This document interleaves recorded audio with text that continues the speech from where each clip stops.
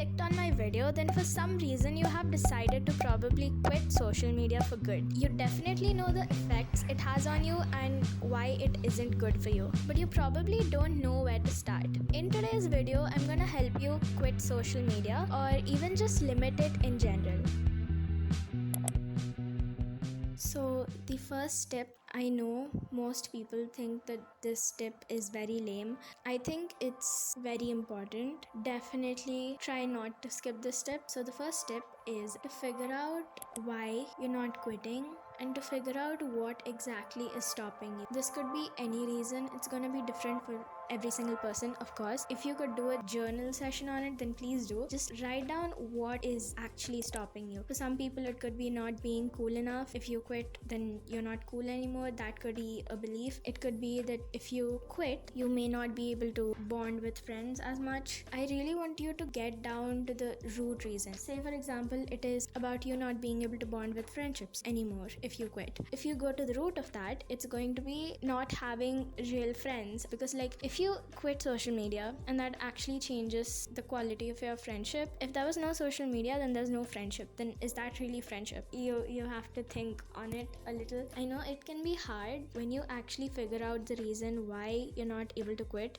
It just makes it 10 times easier for you to actually quit. Now, I need you to find a solution for your underlying fear. In this example, not having real friends. So what you're gonna do is actually go out and make good friends outside of social media, and that is gonna make it 10 times easier for you to actually quit. Because if you actually make friends who you bond with without social media, then you wouldn't have to be on social media anymore because of your fear, because you actually do have friends. That reason won't be stopping you anymore, and it's gonna be easier for you to quit social media. So there are like many reasons. I just want you to really think about it. If it takes 1 hour, then it's fine. I mean, let's be honest, you probably spend more than 1 hour on social media, so just take like 1 hour to really journal this out and find out a solution for what your fear is. Try to make it untrue. That is really gonna help you, because we don't realize it, but these things actually hold us back. These fears, they are what really actually stop us. For my case, it was not being relevant or cool anymore. What I did, I really went down to the main reason. Okay, what does cool look like to me, or like what does relevant look like to me? And then I realized that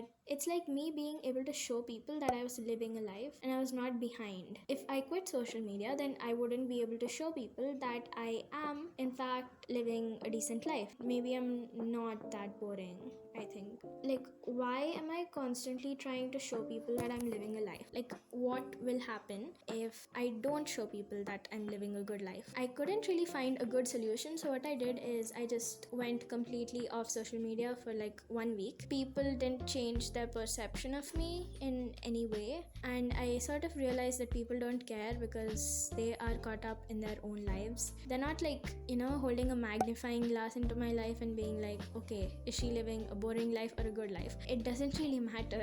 So then I started basing if I'm cool or uncool onto things that I want to achieve. I mean, that's not the best solution, but it did get me somewhere. How cool I am is no longer based on me showing other people that I'm not living a boring life. Instead, it is like at the end of the week, I look at everything I've done this week, how much I enjoyed, how much I laughed, how much I had fun, how much I finished my goals, things that I've been wanting to do for almost like years, but I've never actually come to that. So looking at my small wins and experiences that I've had throughout the week, that is what determines how cool I am. I'm in no way saying that if you don't accomplish anything, you're not cool.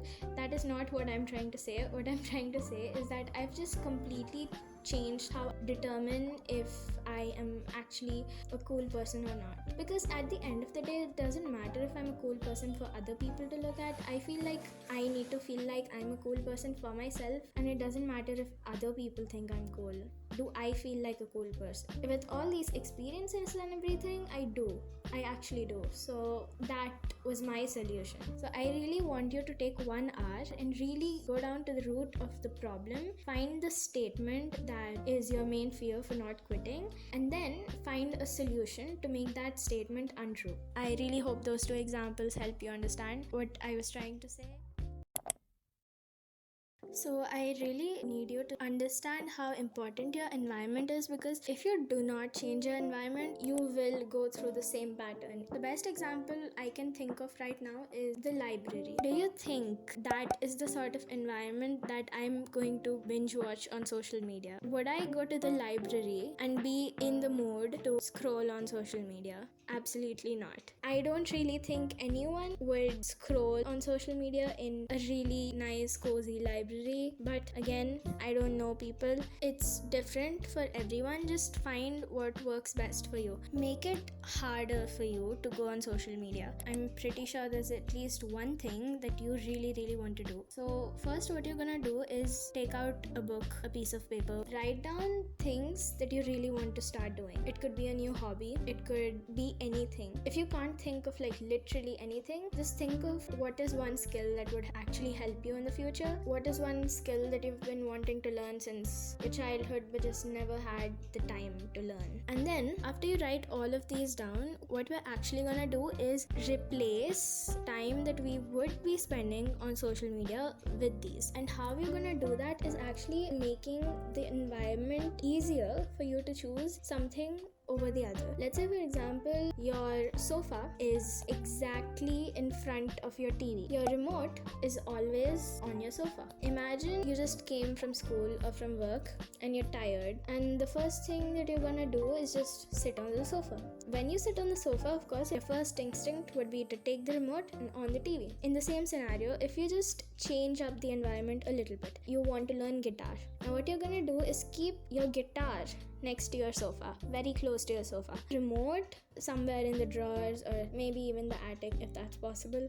That was a joke, but you could take it as seriously as you want to, because I personally believe that keeping your TV remote in your attic is a really good way to stop you from watching TV. Imagine your guitar is next to you, your remote is far away somewhere in the drawers. Place your sofa not facing your TV, but facing maybe the door or the wall, but not your TV. When you come from work, you're tired. The guitar is right beside you. The remote is somewhere inside the drawers or the cupboards or somewhere. And the TV is not facing the sofa.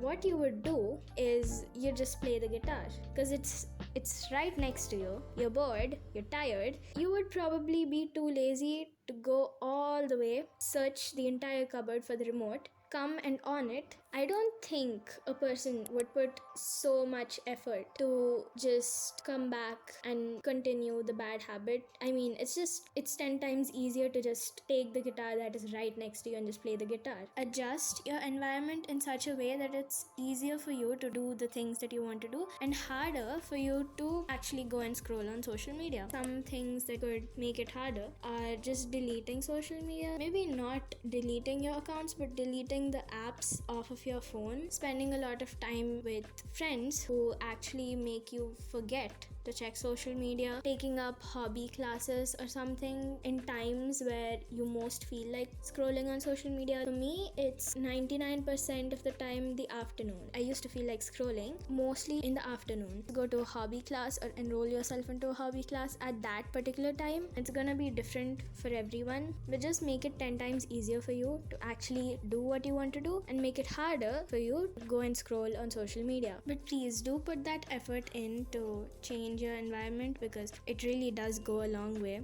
Really do not skip on changing your environment.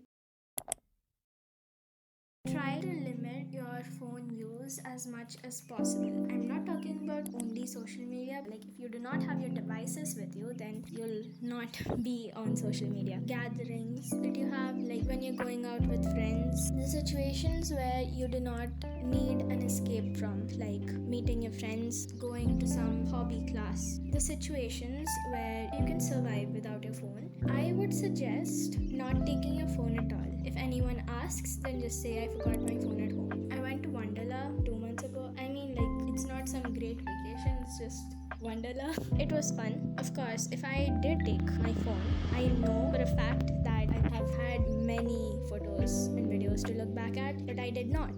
I mean, I did, but it was like on the brink of being battery dead. I didn't bother to use it much. You know what ended up happening? I really enjoyed. If I were to be with my phone, I would probably try to make a video of it, take a picture of something, and I wouldn't really be in the moment. but I'm telling you, I was living. I did make new friends, and if I were to be on my phone, I would miss out on having those fun conversations with every single person there. Also, the fun part, I actually did have conversations with every single person that came to that trip. The people I knew and the people I did not as well, which I probably would not have done if I brought my phone. Like, my best memories of that trip were, of course, the moments that I wasn't on my phone. That trip, I completely ditched my phone, and the only photos I got were the photos that everyone else took. They all sent it in a group, unless it's a family gathering. Not to say that every family gathering is bad, and I'm in no way saying that my family gatherings are bad, but I'm just saying if there is a very awkward situation in which you absolutely do not want to talk to the people and you really want to avoid the people, unless it's that, for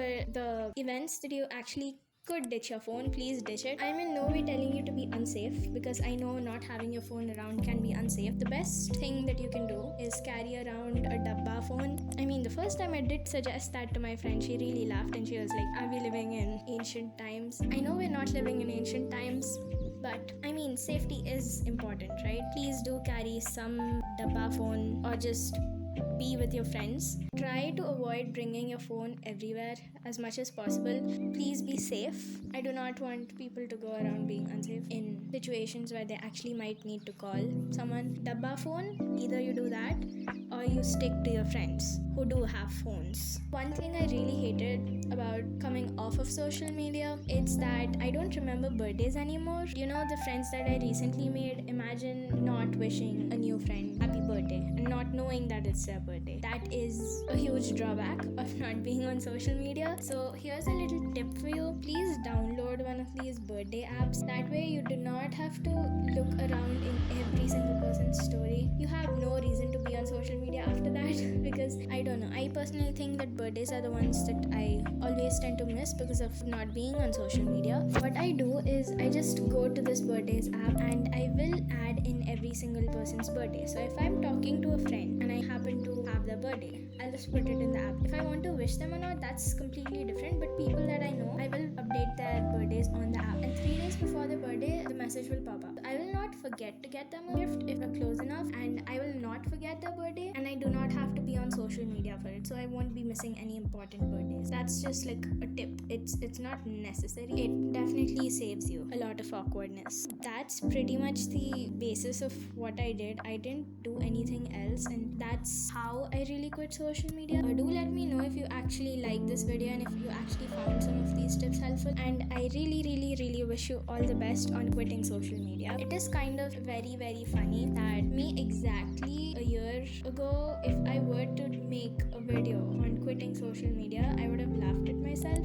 Actually live more in life and have fun, because you would not want to be 80 years old and think back at your 20s or your teens and remember 90% of the time you being on social media, and that's the end of your teens or your 20s. I really hope that these tips helped you. If you did like this video, then please give it a like. I do appreciate you just watching this video until here, and if you did, then please comment this emoji down below. Thanks for watching this video, and I will hopefully see you in the next video.